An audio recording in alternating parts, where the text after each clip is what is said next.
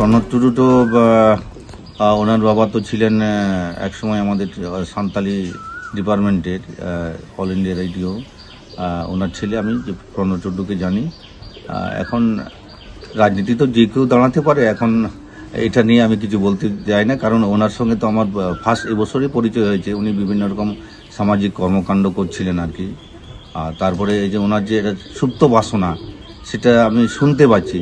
তারপরে কতটা কি হবে সেটা ওনার ব্যাপার, কারণ রাজনীতির খেলা তো আমিও জানতাম না, আর প্রণব টুডুও হয়তো জানে না।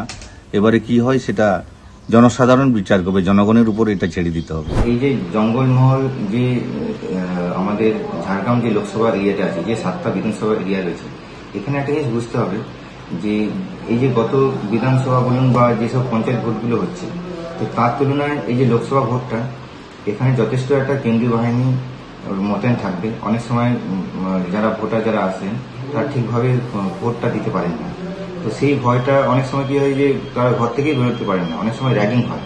তো এইবারে কিন্তু সেই র্যাগিংটা হবে না, এবং তারা যদি মানুষ ঠিকঠাকভাবে ভোট দেন, আমরা অবশ্যই জিততে পারবো।